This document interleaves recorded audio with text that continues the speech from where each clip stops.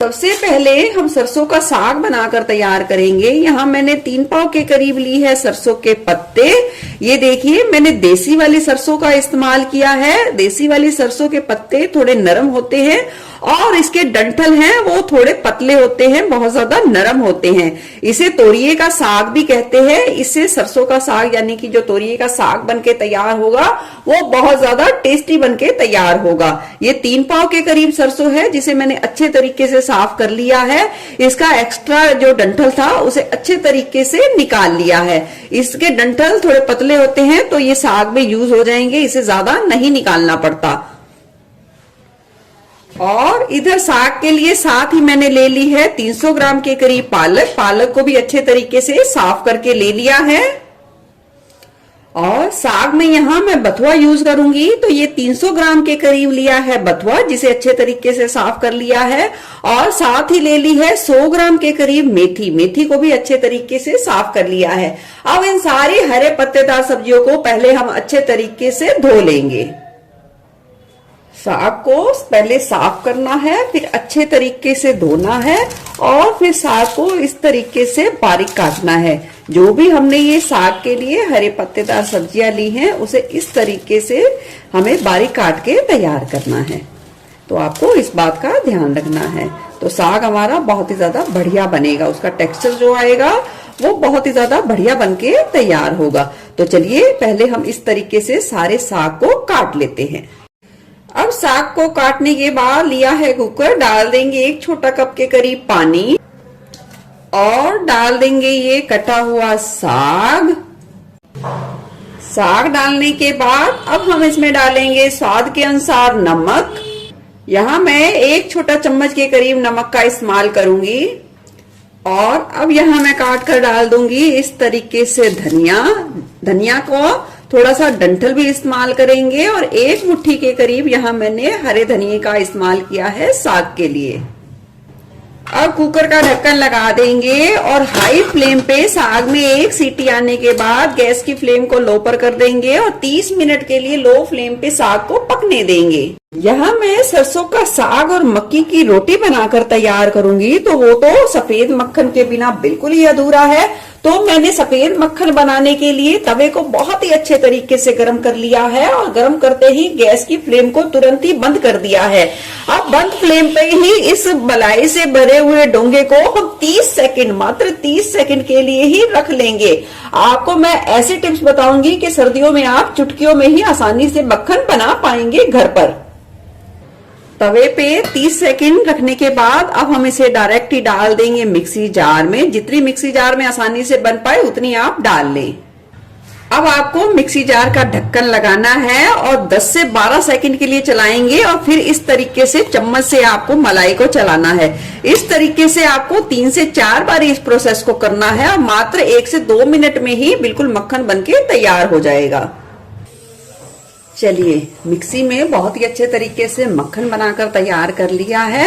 अब हम इसे इस तरीके से हाथों से अच्छे तरीके से मथ लेंगे ताकि मलाई का जो दूध है वो अलग हो सके और मक्खन हमारा इकट्ठा हो सके।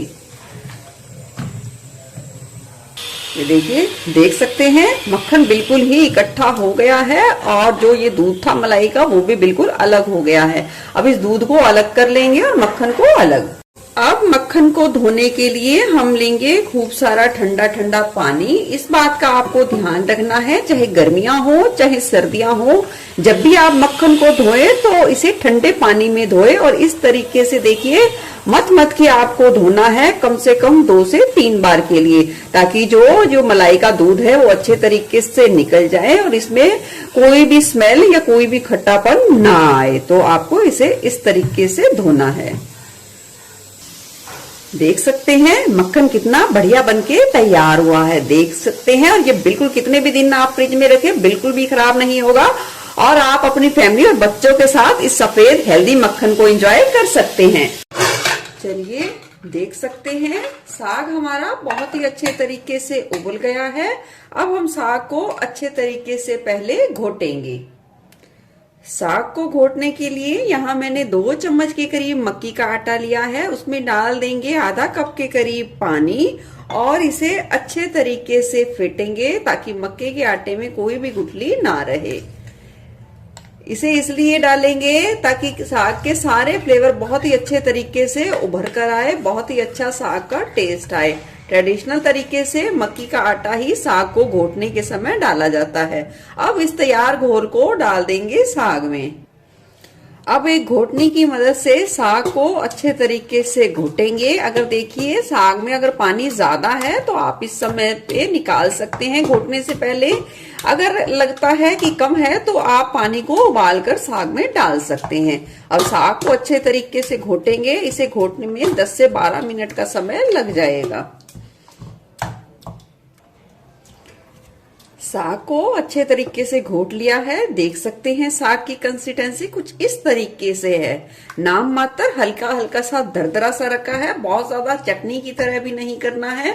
अब यहाँ डाल देंगे एक बड़ा टुकड़ा बिल्कुल बारीक किया हुआ कद्दूकस। 7 से 8 डाल दी है बिल्कुल बारीक की हुई लहसुन की कलियां और डाल दी है यहाँ 7 से 8 बिल्कुल बारीक कटी हुई हरी मिर्चें। सभी चीजों को अच्छे तरीके से डाल देंगे और साग को 1 से 2 मिनट के लिए घोटनी की मदद से अच्छे तरीके से थोड़ा और घोट लेंगे। अच्छे तरीके से सभी चीजों को मिला लिया है। आप साग कितना पतला रखना है कितना गाढ़ा रखना है टोटली ये आपके टेस्ट पे डिपेंड है। कोई साग को थोड़ा सा टाइट यानी कि गाढ़ा खाना पसंद करते हैं और कोई थोड़ा सा पतला, तो आप अपने हिसाब से रख सकते हैं। चलिए अब साग में हमने अदरक लहसुन हरी मिर्च और कच्चा मक्की का आटा डाला है तो अब हम इसे अच्छे तरीके से पकाएंगे। हमने कुकर को रख दिया है गैस पे हाई फ्लेम पे। अब पहले साग में हल्का सा हम खदका आने देंगे और इस तरीके से चलाते रहेंगे। देख सकते हैं साग उबलने लग गया है। अब गैस की फ्लेम को लो पर कर देंगे और साग को ढककर कम से कम 10 से 12 मिनट तक पकने देंगे, या जब तक पकने देंगे जब तक साग कुकर के तले पे थोड़ा थोड़ा लगना ना शुरू हो जाए। और बीच बीच में से साग को घोटनी की मदद से घुटाते रहेंगे यानी कि चलाते रहेंगे। चलिए देख लेते हैं साग की कंसिस्टेंसी। ये देखिए बहुत ही अच्छे तरीके से घुट गया है और देख सकते हैं हल्का हल्का सा ये कुकर के तले पर भी लगना शुरू हो गया है।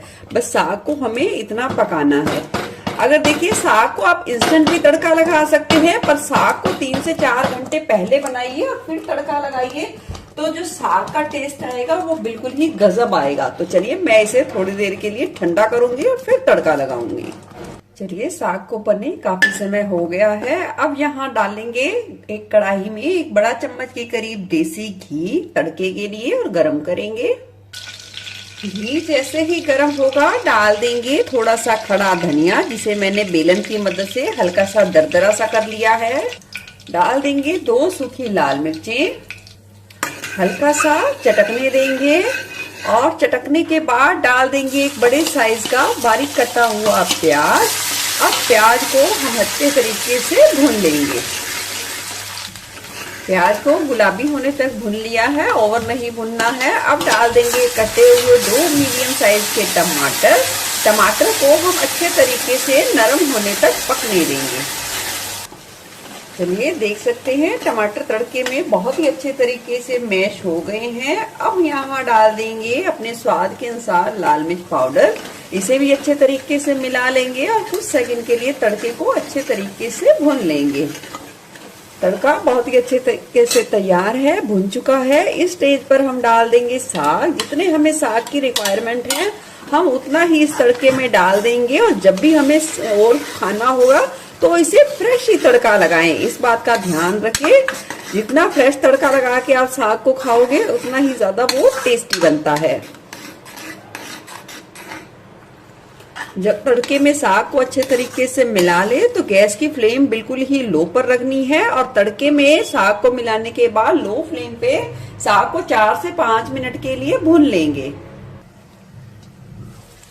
चलिए देख सकते हैं साग। देखिए अगर साग आपका बहुत ही ज्यादा बढ़िया बना हुआ है इसकी यही पहचान होगी, ये किनारे पे बहुत ज्यादा घी को छोड़ देगा। और ये देखिए इस तरीके की साग की कंसिस्टेंसी होगी। ये देखिए इस तरीके से ये साग आप एक बार जरूर बना के देखिए, बिल्कुल ही आप इसके फैन हो जाओगे इस रेसिपी के। बहुत ज्यादा टेस्टी बनके साग पंजाबी तरीके से तैयार हुआ है। तो चलिए साग भी हमारा बनके तैयार है। अब बनाते हैं मक्की की रोटी, वो भी बहुत ज्यादा आसान तरीके से। मक्की की रोटी बनाने के लिए खुले बर्तन में लेंगे एक बड़ा कटोरी के करीब मक्की का आटा। ये 1 पाव के करीब है मक्की का आटा। लेंगे 2 छोटा चम्मच के करीब गेहूं का आटा, सिर्फ 2 छोटा चम्मच ही गेहूं का आटा लेना है। लेंगे थोड़ा सा नमक या स्वाद के अनुसार। अब इसमें थोड़ा थोड़ा करके हम गर्म पानी मिलाएंगे। इसमें आप अजवाइन भी डाल सकते हैं, पर मुझे अजवाइन का टेस्ट नहीं पसंद, तो मैं यहाँ स्किप कर रही हूँ। तो थोड़ा थोड़ा पानी डालकर आटे को हम इकट्ठा करेंगे। बहुत ज्यादा आसान तरीका मैं यहाँ आपको बता रही हूँ, आप बिल्कुल पहली बार में ही परफेक्ट बना पाएंगे। आटे को यहाँ हमने इकट्ठा कर लिया है। अब हम गर्म पानी का हल्का हल्का सा हाथ लगाते हुए आटे को अच्छे तरीके से चिकना होने तक गूंथ लेंगे, यानी कि 2 से 3 मिनट का समय लगेगा आटे को अच्छे तरीके से गूंथने में। अच्छे तरीके से मुट्ठी का प्रेशर देते हुए आटे को गूंथ लिया है और आटा बिल्कुल ऐसे हो गया, बिल्कुल लाइट वेट जैसा, और बहुत ही अच्छे तरीके से गूंथ के तैयार कर लिया है। इस आटे को ज्यादा रेस्ट की जरूरत नहीं होती। आप चाहे तो 2-4 मिनट के लिए रख सकते हैं और आप चाहे तो इंस्टेंट भी बना सकते हैं। चलिए तैयार आटे में से लेंगे थोड़ा सा पोर्शन और इस तरीके से लोई बनाएंगे। इसे हथेलियों के बीच में रखते हुए अच्छे प्रेशर देते हुए लोई को बनाना है, ताकि इसके किनारे जब बेले बहुत कम से कम फटे। देखिए कुछ इस तरीके से। और यहाँ मैंने बेलने के लिए गेहूं का आटा ले लिया है, आप चाहें तो मक्की का आटा भी ले सकते हैं, और उसे इस तरीके से लपेट देंगे। अब इस तरीके से चकले पर रख के हल्के हाथ का दबाव देते हुए बेलन की मदद से बेल लेंगे। ये देखिए बहुत ही आसानी से और बहुत ही कम सूखे आटे का इस्तेमाल करते हुए हमने कितने अच्छे तरीके से बेल लिया है। अब आप चाहें तो इस तरीके से इनके किनारों को थोड़ा सा समान यानी कि इवन कर सकते हैं, और आप चाहें तो ऐसे भी बना सकते हैं, और आप चाहें तो कटोरी की मदद से इसके जो किनारे हैं जो दरदरे से हैं उन्हें निकाल सकते हैं। ये देखिए कुछ इस तरीके से। और अब आप इस कटोरी को उठाइए और ये देखिए बिल्कुल अच्छे तरीके से रोटी बनके तैयार है। मक्की की रोटी को ना ज्यादा पतला बेला जाता है और ना ही ज्यादा मोटा, कुछ इस तरीके से बेल के तैयार किया जाता है। तो चलिए अब रोटी को सेकने की बारी। उसके लिए तवे को मैंने बहुत ही अच्छे तरीके से गर्म कर लिया है, और जब पहली बार आप रोटी को सेके तो घी या तेल का इस्तेमाल तवे पर जरूर करें। अब हम डाल देंगे इसमें ये बेली हुई रोटी और सिकने देंगे। सिकने के बाद पलट देंगे और दूसरी तरफ भी सिकने देंगे। रोटी को थोड़ा सा सेकने के बाद इस तरीके से घी लगा देंगे। आप चाहें तो बिना घी के भी सेक सकते हैं, और जब आप सर्व करें तब घी या मक्खन का यूज कर सकते हैं। ये देखिए रोटी हमारी थोड़ी सी फूल भी गई है। अब हम इसे अच्छे तरीके से जितनी खस्ता हमें चाहिए उस हिसाब से सेक लेंगे।